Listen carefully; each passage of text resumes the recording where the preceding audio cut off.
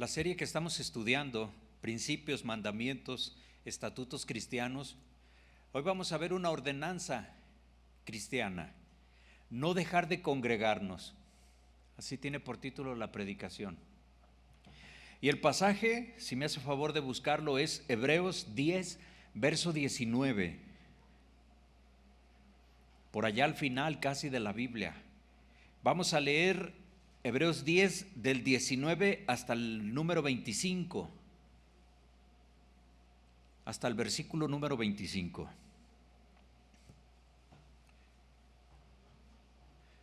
¿Ya lo encontró? Vamos a leer. Dice la palabra de Dios: así que, hermanos, teniendo libertad para entrar en el lugar santísimo por la sangre de Jesucristo, por el camino nuevo y vivo que Él nos abrió a través del velo, esto es, de su carne, y teniendo un gran sacerdote sobre la casa de Dios, acerquémonos con corazón sincero, en plena certidumbre de fe, purificados los corazones de mala conciencia y lavados los cuerpos con agua pura. Mantengamos firme, sin fluctuar, la profesión de nuestra esperanza, porque fiel es el que prometió. Y considerémonos unos a otros para estimularnos al amor y a las buenas obras, no dejando de congregarnos como algunos tienen por costumbre, sino exhortándonos, y tanto más cuando veis que aquel día se acerca. Vamos a orar. Ponga sus manos sobre su corazón. Padre, dígale: gracias, Dios, porque me has permitido estar en la iglesia. Gracias, Dios, porque es un privilegio venir a tu presencia, Señor. Padre, que nunca se me olvide los beneficios, Dios, de estar congregados, Señor. Ayúdanos a retener la palabra. Ayúdanos, Señor, en este día a poder sellar esta enseñanza en nuestros corazones, Dios. Practicarla. Te lo pedimos en el nombre de Jesús. Amén. Amén. No dejando de congregarnos como algunos tienen por costumbre. Otra traducción más de nuestra región diría: y no dejando de congregarnos como algunos que estoy viendo, ¿verdad? Fíjese que en cierta ocasión, en un matrimonio, se suscitó esto. El esposo se quejaba con su esposa. Decía: no sé qué pasa en la iglesia. El hermano fulanito de tal me ve feo. Cuando me encuentro con alguien de la iglesia en la calle, pocos son los que me saludan. Casi todos llegan tarde. Creo que si se ocupara el tiempo en otra cosa nos iría mejor. Además, en los servicios, los domingos, hace mucho calor. Y los jueves hace mucho frío. Creo que es hora de pensar en que no es necesario congregarnos siempre. De vez en cuando no estaría mal. Pero la esposa le responde: por Dios, hombre, tenemos que ir. Tú eres el pastor. Imagínese nada más, ¿verdad? No es mi caso, ¿eh? Parece que aquí en el libro de los Hebreos, cuando dice la Escritura, no dejando de congregarnos como algunos tienen por costumbre, parece que estos creyentes habían adoptado el mal hábito de dejar de congregarse, porque les está diciendo como algunos tienen por costumbre. Es un mal hábito sin duda para los cristianos. Por ese motivo ellos recibieron una necesaria llamada de atención de parte de Dios. Pero mire, lamentablemente este problema no ha sido exclusivo de los hebreos de aquel tiempo, del Nuevo Testamento, de la iglesia primitiva, sino que tristemente es un patrón repetitivo en la iglesia del Señor por todos los tiempos. Y sin duda es algo que también sucede en nuestra iglesia. Hay personas que han adquirido esa costumbre, hablando de cristianos, por supuesto, ese mal hábito de dejar de congregarse por cualquier razón. Entonces esta llamada de atención no es ajena a nosotros, es también para nosotros. Quizás usted puede decir, bueno, yo estoy aquí, pero este mensaje se lo podemos compartir a nuestros familiares que son cristianos, animarlos. Dice la Escritura que nos animemos unos a otros y nos estimulemos a las buenas obras. Venir a la iglesia es una buena obra, porque recibimos la palabra de Dios. Si se fija en el pasaje que leímos de Hebreos 10:19 al principio, mire, vamos a ir viéndole ahí, dice, así que hermanos, esta es una palabra para los cristianos, para los creyentes, para los que creemos en Jesús, independientemente de una religión. Jesús no es una religión, ¿verdad que no? Entonces dice, hermanos, teniendo libertad para entrar en el lugar santísimo, por la sangre de Jesucristo, tenemos nosotros libertad. Antes no había libertad para estar en la presencia de Dios. Por eso nosotros cantamos, es un privilegio estar en tu presencia. Es un honor, es un privilegio. Antes no se podía. ¿Sí? No se podía entrar. El sacerdote podía entrar al lugar santísimo solamente una vez al año. La historia cuenta que cuando David rescata el arca donde estaba la presencia de Dios, y cuando la trasladaban a Jerusalén, una persona de nombre Usa, si no me estoy equivocando, vio que el camino donde iban, en la carreta que llevaban el arca, la detuvo porque parecía que se iba a voltear, se iba a caer por lo feo del camino, ¿verdad? Entonces cuando la toca, esa persona muere. Ese pasaje, como algunos otros, nos muestran lo importante de la presencia de Dios, el privilegio de poder entrar a su presencia a través de nuestra fe. Dice la Escritura, por el camino nuevo y vivo que Él nos abrió a través del velo, esto es de su sangre. ¿Se acuerda que los evangelios nos dicen que cuando Jesucristo expiró momentos antes, verdad? Cuando Él clama al Señor y cuando Él deja de respirar, Él en ese momento la tierra tiembla. Las rocas se parten en dos. Imagínense ese temblor tan fuerte, ¿verdad? Personas que habían muerto salen de los sepulcros. El velo del templo se rasga de arriba hacia abajo.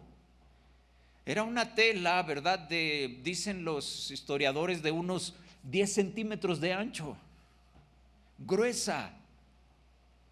Algunos historiadores dicen que ni atándole un caballo de cada extremo y haciéndolos que la estiraran para romperla, la podrían romper. No podrían. De 20 metros de alto, unos dicen 20, otros dicen 30 de alto. Imagínese lo que era ese, y darle ese tipo de mantenimiento a ese velo por 10 centímetros de grueso. Se parte de arriba a abajo. Dice la Escritura que nos abrió un camino nuevo y vivo a través del velo. La señal física fue que el velo se rasgó, pero también vemos nosotros, dice, esto es de su carne. El Señor nos permitió entrar a su presencia a través de su crucifixión. Ahora tenemos un sacerdote sobre la casa de Dios, dice, acerquémonos con corazón sincero, en plena certidumbre de fe. Se fija que este es el contexto para decirnos que no nos dejemos de congregar. Alguien puede decir, pero ¿dónde dice la Biblia que nos congreguemos? Pues este es el pasaje. Esta es la ordenanza cristiana. No dejes de congregarte como algunos tienen por costumbre. Y el contexto es, el Señor nos abrió un camino nuevo y vivo. tenemos libertad para entrar al lugar santísimo. Dice la Escritura, acércate, 22, con corazón sincero, en plena certidumbre de fe, purificados los corazones de mala conciencia y lavados los cuerpos con agua pura. Cuando venimos a la presencia de Dios, tenemos que ponernos a cuentas con el Señor. El pecado nos separa de nuestra comunión con Dios. Dice, mantén firme sin fluctuar la profesión de nuestra esperanza, porque fiel es el que prometió. Considerémonos unos a otros para estimularnos al amor y a las buenas obras, no dejando de congregarnos como algunos tienen por costumbre, sino exhortándonos, y tanto más cuando veis que aquel día se acerca. Es una bendición venir a la iglesia, no es una pérdida de tiempo. Hay muchos quehaceres para usted. Venir aquí, ¿verdad? Es alimentarse, es venir delante de la presencia de Dios, es cumplir con su mandato.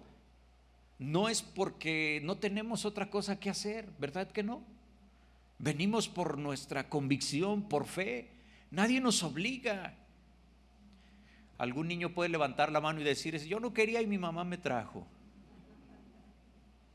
Pero es parte de esa formación que quieren los padres sobre los hijos, ¿verdad? Que todavía no tienen esa capacidad de decidir. Ellos deciden lo que no conviene y nosotros tenemos que decidir por nuestros hijos. Hoy el Señor nos estaba ministrando hace un momento acerca de eso. Hace unos días nos invitaron unos hermanos a comer. Estuvimos pues muy hasta entrada ya la nochecita, fuera de la ciudad. Entramos por aquel extremo sur de la ciudad y veníamos ya en la noche, ¿verdad? Cruzamos pues toda la ciudad para llegar acá, y era un sábado por la noche, y veíamos desde antes de llegar a la ciudad los bares, la gente reunida ahí, muchos jóvenes ahí llenando los lugares, los antros dicen ellos, ¿verdad? Los más viejanos dicen las discotecas. Y veníamos pasando, ¿verdad? Y veíamos, había un lugar ahí en específico donde llamaba la atención cómo había una cola para que las personas entraran. Y estaban ahí dos hombres grandotes, ¿verdad? Que en una cuerdita ellos decían quién, ellos estaban así, ¿verdad? Pasamos nosotros, pero ellos estaban ahí controlando quién entraba y quién no. Y uno puede decir, bueno, ¿y qué les llama tanto la atención para que hagan fila? Para ver si los pueden dejar entrar, darle una buena propina a esos hombres para que los dejen pasar. Si nosotros entendiéramos lo que significa, bueno, yo sé que los cristianos lo entendemos, pero si no se nos olvidara nunca lo que significa venir a recibir la palabra de Dios, que es un banquete, dice la Escritura. Venir a recibir su mensaje es un banquete. Si la gente sin Dios llena esos lugares, yo creo que las iglesias, ¿verdad? Si todos entendieran y cumpliéramos con el mandato de no dejar de congregarnos, también haría fila la gente para entrar en las congregaciones, a las iglesias. Pero de repente la gente no es lo mejor para ellos. El Salmo 50, versículo número 5, dice: juntadme mis santos, los que hicieron conmigo pacto con sacrificio. Desde tiempos inmemorables la palabra de Dios nos dice que nos congreguemos. No nada más en el libro de los Hebreos. Juntadme mis santos, dice el Salmo 50, verso 5, los que hicieron conmigo pacto con sacrificio. Y luego Hechos capítulo 2, versículo número 42. Se lo voy a leer. Hechos 2:42 dice: y perseveraban en la doctrina de los apóstoles, en la comunión unos con otros, en el partimiento del pan y en las oraciones. Es la congregancia a lo que se está refiriendo. Y permanecían en eso. Cada servicio o culto que celebramos en la iglesia es un banquete. Es importantísimo que nosotros podamos entender, ¿sí?, El banquete es una fiesta espiritual, es un regocijo para nuestro espíritu. ¿Cuántas veces usted ha venido a la presencia de Dios todo maltrecho por las circunstancias difíciles? Y me refiero de dentro, espiritualmente. A veces se refleja afuera también. Y queremos sobreponernos y saludamos, queremos ponerle buena actitud, pero por dentro venimos con mucha necesidad. Y sale con esperanza. Y sale, usted puede decir, ay, me siento un poquito mejor, me siento bien, Dios me liberó. Cuando venimos nosotros a la iglesia, venimos a un banquete. ¿Usted sabe lo que es un banquete? Un banquete es un lugar donde dice uno, pues, éntrale porque aquí hay modo. ¿Sí? Yo sé que usted pensó en otra palabra en vez de éntrale. ¿Sí? Hay un pasaje en Lucas 14:16 que nos ilustra con una parábola lo que enseñó nuestro Señor Jesucristo sobre este tema. Lucas 14, versículo número 16, del 16 en adelante, para que no lo pierda. Dice 14:16 de Lucas: entonces Jesús le dijo, un hombre hizo una gran cena y convidó ¿a cuántos? A muchos. Invitó a muchos. 17. Y a la hora de la cena envió a su siervo a decir a los convidados, venid que ya todo está preparado. Mire, fíjese en esta expresión, venid que ya está todo preparado. El amo, los siervos prepararon todo para las fiestas. Este señor preparó todo. ¿A usted le ha tocado ser anfitrión y tener que preparar para sus invitados? Y es un día en donde usted anda de aquí para allá acomodando todo para que las personas solamente vengan a ser atendidas.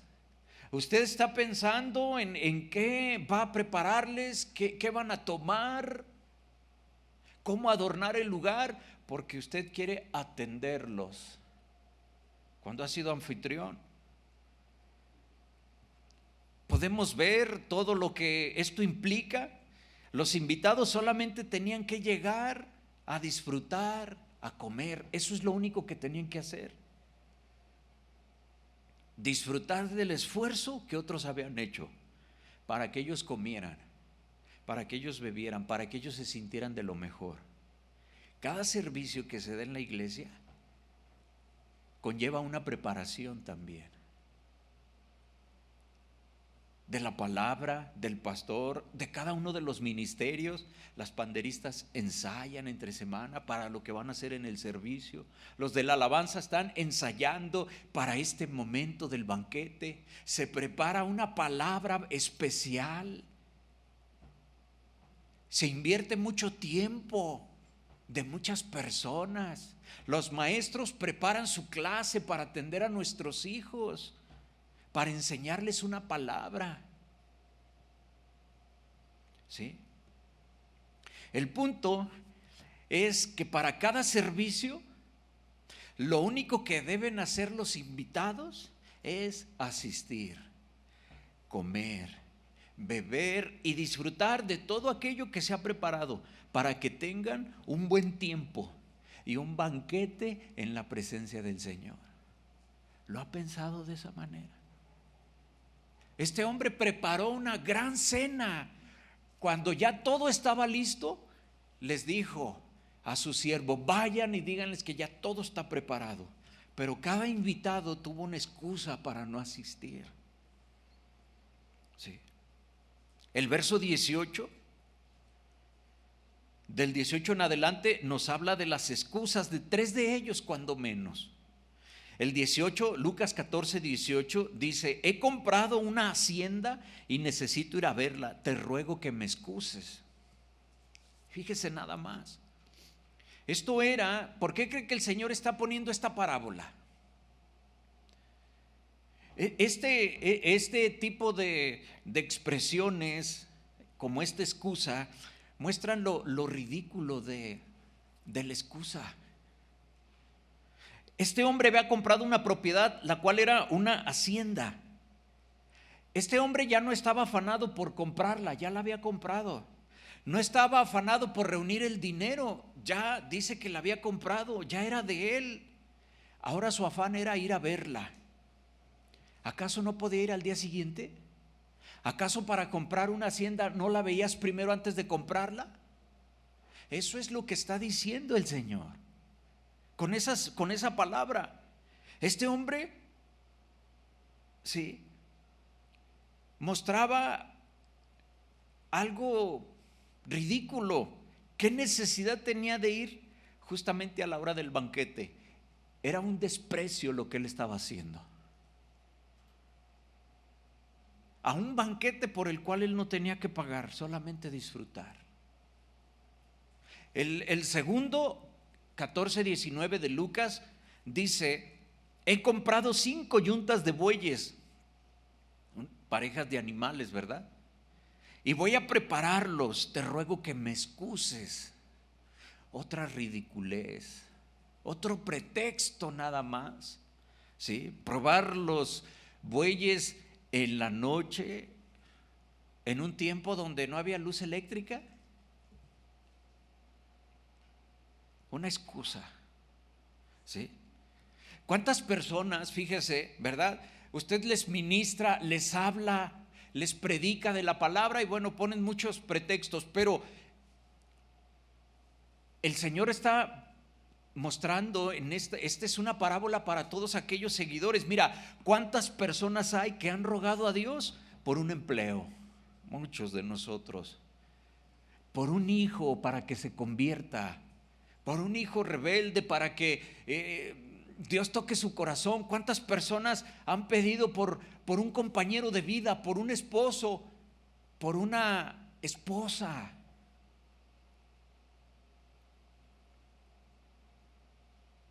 ¿Cuántas veces pedimos por una necesidad material? Que no quiere decir que seamos materialistas, pero ¿cuántas veces pedimos por un coche, un auto, porque lo necesitamos? Por nuestro negocio pedimos un milagro. Pero una vez que el Señor en su misericordia nos concede lo que le estamos pidiendo, a veces ya no hay tiempo para agradecer, para adorar, ya no hay tiempo para congregarnos. Porque han decidido irse tras la bendición y dejar atrás la fuente de la bendición. El peor negocio que una persona puede hacer es dejar la fuente de la bendición a cambio de la bendición. Así como la bendición llegó, puede irse. No es amenaza, es una reflexión. ¿Sí? Se puede ir en cualquier momento, pero la fuente es inagotable y permanece para siempre. Esa fuente se llama Dios, de quien todos los hombres podemos comer y beber gratuitamente, teniendo libertad para entrar al lugar santísimo, a la misma presencia de Dios. Dentro de las historias, de las costumbres del pueblo de Dios, hay por ahí un mito, porque no lo dice la palabra de Dios, y los historiadores lo mencionan como un mito, en que el sacerdote, a entrar al lugar santísimo, tenía que corría riesgo de morir, tenía que ofrecer sacrificios por sus pecados y por los del pueblo, pero corría el riesgo de morir. Y el mito dice, yo lo menciono así porque no hay una certeza, pues la Biblia no lo menciona, le tenían que amarrar una cuerda en la cintura, en un pie, por si este sacerdote moría por la presencia de Dios, nadie podía entrar a sacarlo. Ya sabían lo que le había pasado al que intentó detener el arca. Y entonces, pues tenían que sacarlo. La Biblia lo único que dice que el sacerdote tenía que ponerse ahí en Samuel unas campanillas, ¿verdad? Y al entrar tenía que hacerla sonar y al salir tenía que hacerla sonar para que no muriera, dice la Escritura. Entonces nosotros vemos que la presencia de Dios es algo maravilloso, y ahora tenemos libertad para venir. a la presencia de Dios, al lugar santísimo. Dice, ven confiadamente, en plena certidumbre de fe. El que viene tiene que creer y tiene que tener temor. Purifica tu corazón de mala conciencia. Límpiate con agua pura, eso es el arrepentimiento. Acércate, vas a encontrar el socorro oportuno, vas a encontrar la bendición. Pero hay personas que ponen sus pretextos. Lucas 14:20, el tercero de los invitados, ¿verdad? Que se excusa, dice, acabo de casarme y por tanto no puedo ir. Este pudiera parecer una mejor excusa que las anteriores, ya que este hombre recién casado estaba en plena luna de miel. Pero este hombre esta era la peor de las excusas. Este hombre era inexcusable. Mire, Deuteronomio 24:5, yo se lo leo. Hay algo que ordenaba la palabra para los hombres recién casados. Dice Deuteronomio 24:5, cuando alguno fuere recién casado, no saldrá a la guerra, ni en ninguna otra cosa se le ocupará. Libre estará en su casa, ¿por cuánto tiempo? 1 año, para alegrar a la mujer que tomó. Esa sí era luna de miel, ¿verdad? 1 año.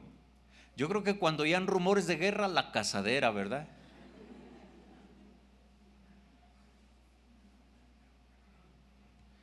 La ley perdonaba por 1 año al recién casado de ir a la guerra, de ocuparse en un negocio que lo absorbiera, pero no de ir a un banquete. Sí. Dicho de otra manera, tenía todo el tiempo del mundo para ir con su mujer al banquete que se había preparado para ellos. No estaba prohibido que socializara. Y repito, el banquete era gratuito. En una ocasión me platicaron los jóvenes que por ahí, cuando vez que fueron a un congreso a Guadalajara, llegaron a un restaurante allá que es un buffet, un banquete, donde nada más pagan la entrada, ¿sí?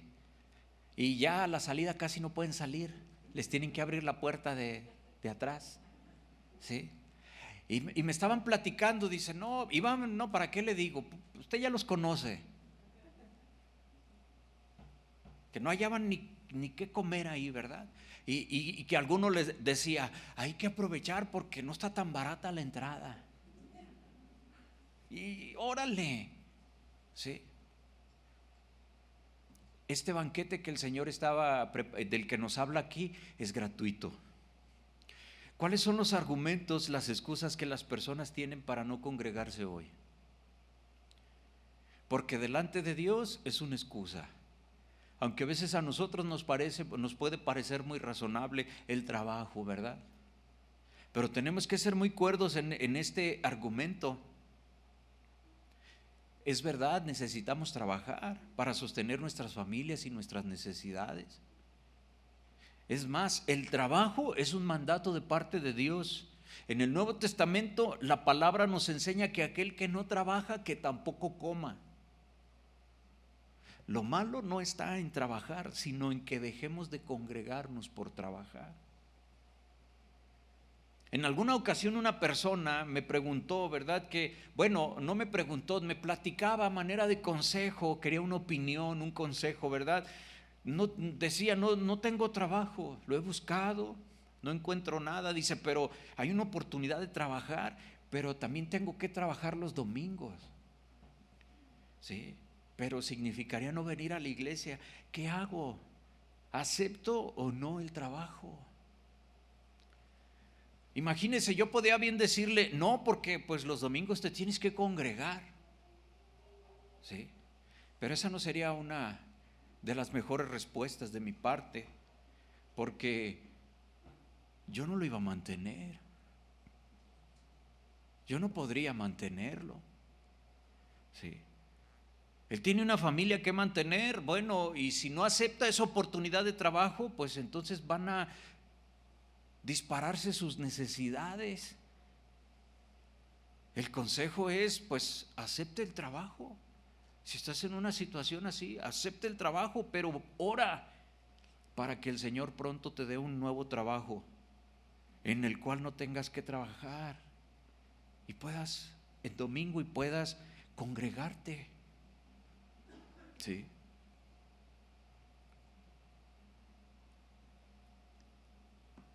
Esto es muy importante.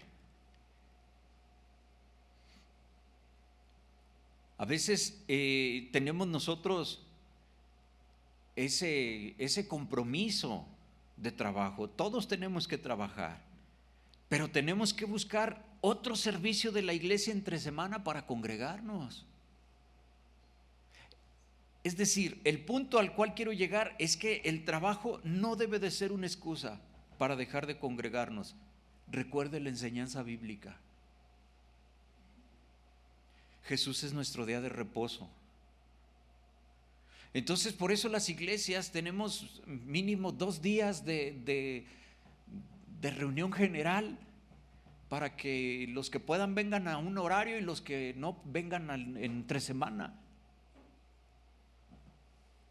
Y cuando a veces no se puede, bueno, pues es temporal. A veces las personas, ¿verdad? Pues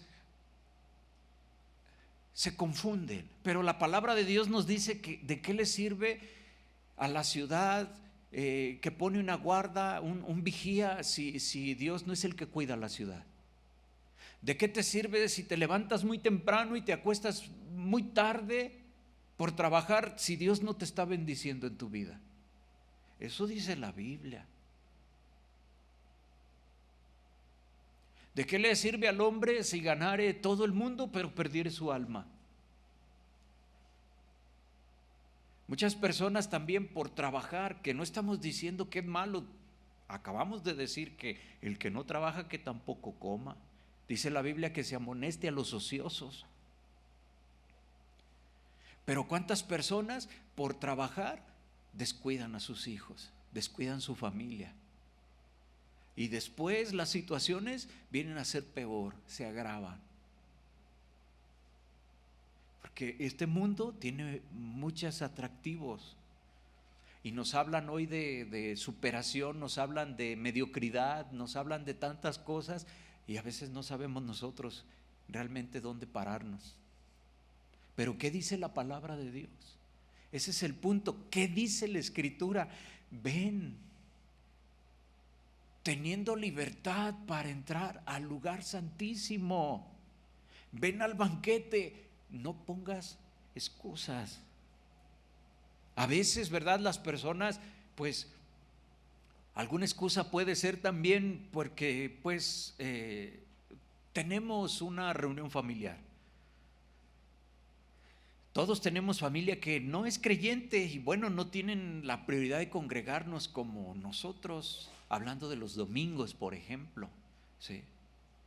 A veces conforme a su religión, bueno, pues ellos cumplen con lo que su religión les diga, pero la prioridad pues de ellos no es congregarse.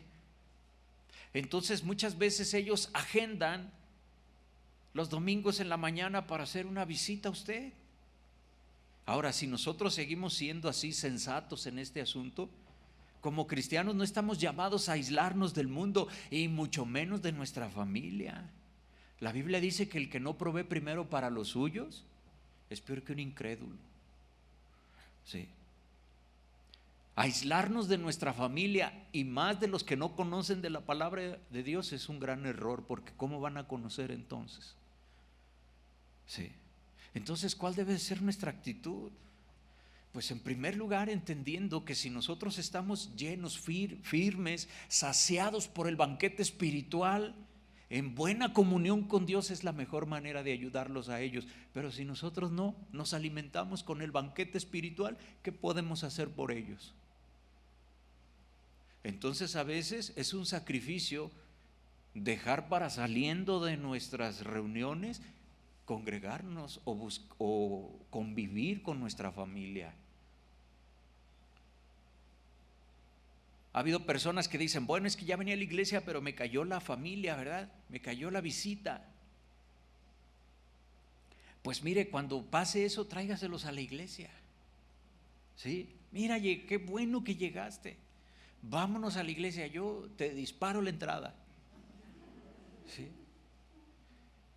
Mire, una vez que la familia sabe que nuestra prioridad es el Señor, que nuestra prioridad es congregarnos, créanmelo, ¿verdad? No volverán a agendar cuando saben que usted tiene sus prioridades. Hay muchas, pudiéramos pensar en tantas excusas. Sí. Pero nosotros estamos rodeados de buenos testimonios aquí, de estudiantes, ¿verdad? Que tienen una gran carga de estudio, pero están aquí en la iglesia.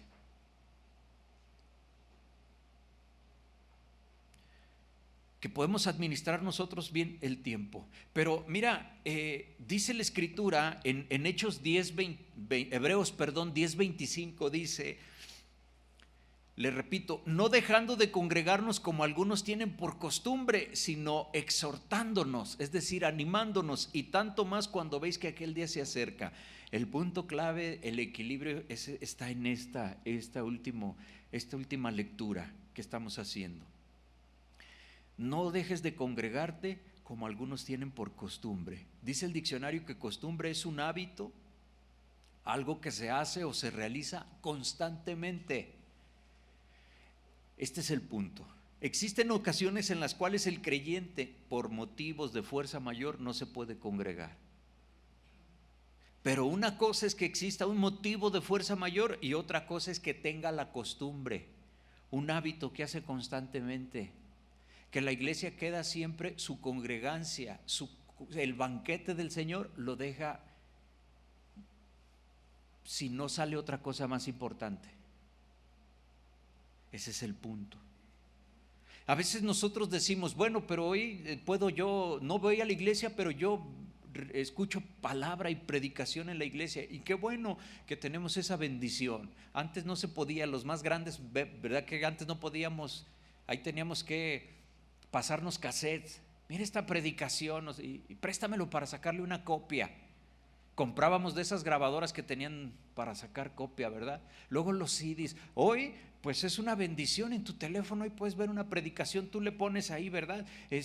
Pues una predicación sobre qué tema, el que tú quieras ahí, y te salen el montón de predicaciones, buenas enseñanzas, malas enseñanzas, de todo te sale ahí. Pero tú estás escogiendo. Cuando vienes a la iglesia, no escoges de lo que el Señor te quiere decir. Aparte de que lo principal es que el Señor lo estableció de esa manera.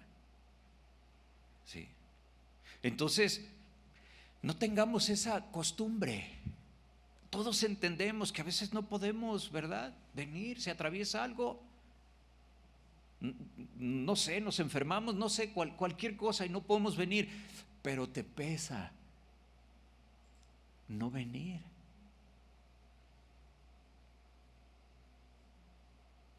En una ocasión me encontré de una persona, ¿verdad? Me decía, no me siento a gusto. Le digo, ¿qué pasa? Me dice, es que no fui al gimnasio y me pesa no ir al gimnasio. Porque pues siempre ahí tiene su disciplina, su costumbre, su hábito, lo que usted quiera. Y a nosotros, cuando a ti te pesa no venir a la iglesia, entonces tú no tienes la costumbre de no congregarte.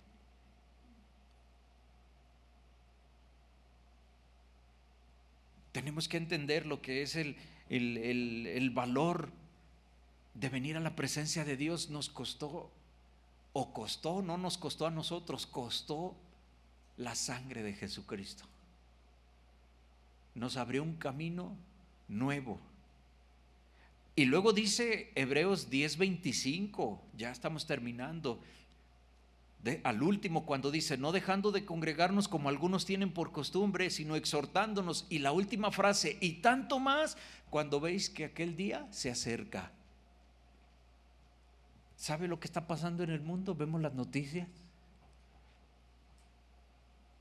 Los tiempos, el pecado se ha ido perfeccionando desde hace 2000 años hacia acá. La Biblia nos dice que estamos en los últimos tiempos. Juan ahí, primera, segunda y tercera de Juan hablan del anticristo, de su influencia, ya desde hace 2000 años, y el pecado se ha ido aumentando, perfeccionando. Estamos en los últimos tiempos, guerras, rumores de guerras, pandemias, hombres amadores de sí mismos, como en los días de Noé. ¿Se acuerda que la gente andaba en sus cosas? Se casaban, se daban en casamiento, andaban en fiesta, todo. Es decir, no es que estuviera mal eso, sino que no tenían en su corazón a buscar a Dios. ¿Y cómo están las personas hoy en día? Y dice la palabra que así será, como en los días de Noé, así. Estamos en los últimos tiempos. Entonces dice la Escritura que nos animemos unos a otros.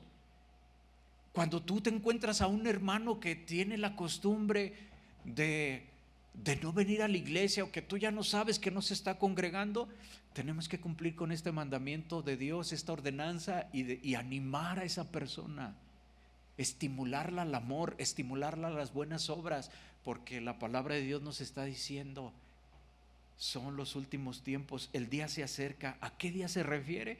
A la venida de Cristo. ¿Se acuerda de la parábola en Mateo 25 de las 10 vírgenes? De las 10 vírgenes solteras, 5 fueron sensatas y 5 insensatas. Esa parábola sin duda alguna habla de la segunda venida del Señor, habla de esos tiempos. Las vírgenes, ¿verdad? Pues somos la iglesia. El Señor, pues el novio es el Señor. Sí. Ese aceite, esas lámparas, la palabra es la lámpara, dice la Escritura, ¿verdad? El aceite es el Espíritu Santo, ese conjunto de esas cosas en nuestras vidas, la palabra de Dios y el Espíritu Santo. Es decir, una lámpara y el aceite en conjunto dan luz. La palabra de Dios y el Espíritu Santo en nuestras vidas nos hacen dar luz, nos hacen dar testimonio. Entonces dice la Escritura que había 5 insensatas, es decir, no tenían aceite suficiente. No mostraban su previsión, no mostraban su dependencia de Dios, pudiéramos decir nosotros su nuevo nacimiento. ¿Por qué? Porque no estaban velando, no estuvieron al pendiente.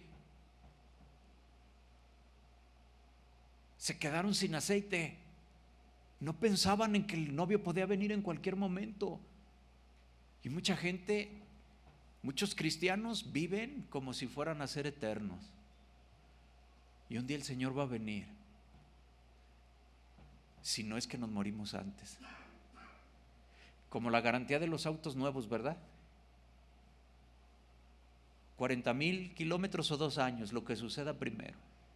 Entonces nosotros vamos a ir a la presencia de Dios cuando Él venga, o si nos morimos, lo que suceda primero. Los días están así. Entonces, hermano, finalmente dice Mateo 25:13, velad pues, 25:13, porque no sabéis el día ni la hora en que el Hijo del Hombre ha de venir. No sabemos, ¿verdad? Aunque de repente no falta por ahí quien diga: va a venir el domingo, vénganse todos de blanco, despídanse de sus familias. Dice la Escritura que no se sabe el día ni la hora. ¿Sí? Velad pues. Mucha gente dice: no necesito para congregarme para buscar de Dios. Es una verdad, pero es un engaño. Dios está en todas partes, es verdad, pero hay una mentira, un engaño en eso.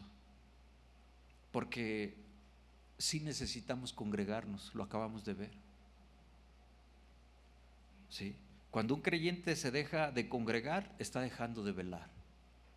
Termino leyendo Juan 15:3. Juan capítulo 15, versículo número 3. Voy a pedirle, póngase de pie para leer ese pasaje, hermano, por favor. Juan capítulo 15, versículo número 3. Dice la Escritura: ya vosotros estáis limpios por la palabra que os he hablado. Permaneced en mí y yo en vosotros. Como el pámpano no puede llevar fruto por sí mismo si no permanece en la vid, así tampoco vosotros si no permanecéis en mí. Yo soy la vid, vosotros los pámpanos. El que permanece en mí y yo en él, éste lleva mucho fruto, porque separados de mí nada podéis hacer.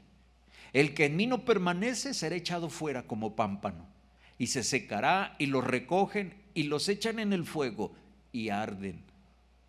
Si permanecéis en mí y mis palabras permanecen en vosotros, pedid todo lo que queréis y os será hecho. Hermanos, hagamos nuestro este llamado. No dejemos de congregarnos. Ustedes siempre están aquí, muchos de ustedes no dejan de congregarse.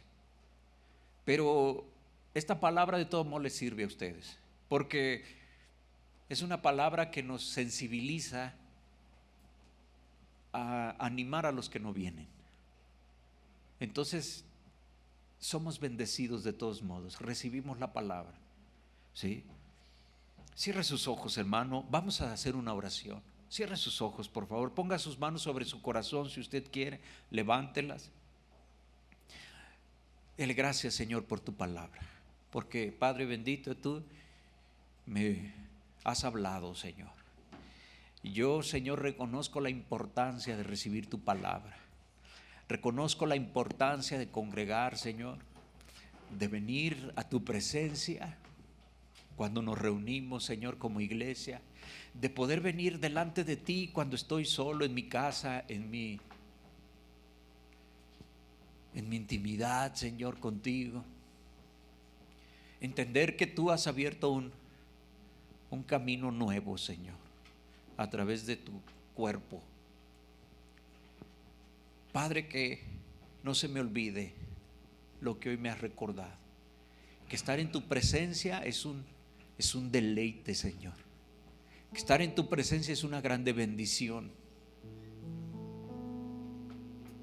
Ayúdame a no caer en la tentación, Señor, de no buscar tu presencia, el no buscar tu bendición en la comunión, en la iglesia, en la congregación. Pedimos, Señor, levanta tus manos por aquellos que han dejado, Señor, de congregarse. Piensa en algunos que vengan a tu mente y ora por ellos. Pedimos, Dios, por esas personas, Señor, que nos des a nosotros la sabiduría, la oportunidad, la valentía, el denuedo, Señor, de ir, animarlos, estimularlos al amor, a buscar de ti, ir a decirles: el banquete está preparado, la mesa está servida, solo tienes que venir y saciar tu alma. Pedimos por todos ellos, Señor. Danos, Señor, esa sabiduría para poderlo hacer. Te lo pedimos, Padre, en el nombre de Jesús. Dígale amén. Amén, amén, Señor. Sí, Señor.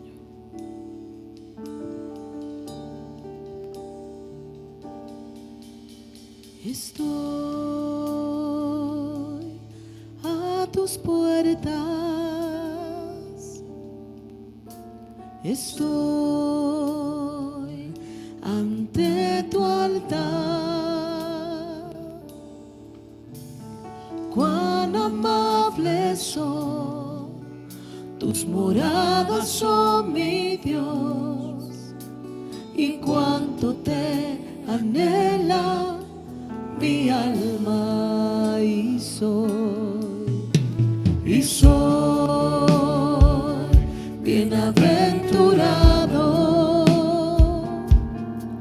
al estar cerca de tus atrios. El velo se rasgó, no hay más separación entre tú y yo.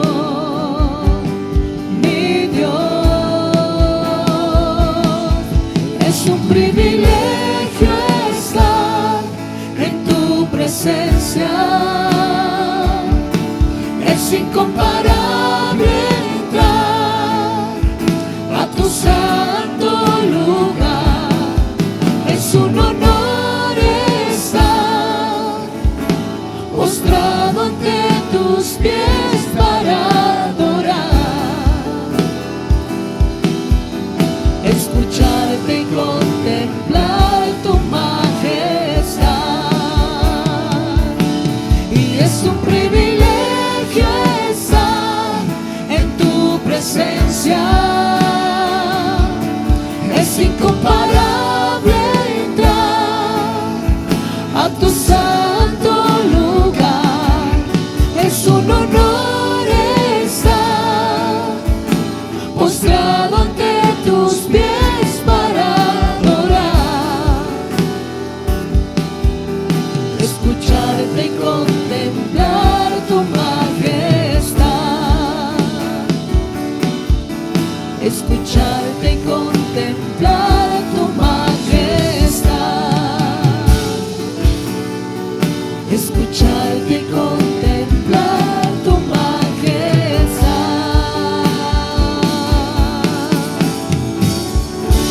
Amén. Gracias, Señor. Gracias, mi Dios. Gracias a nuestro Dios por su palabra. Amén. ¿Por qué no voltea con su hermano? Dígale, nos vemos aquí en nuestro servicio el domingo y vamos a despedirnos con una alabanza.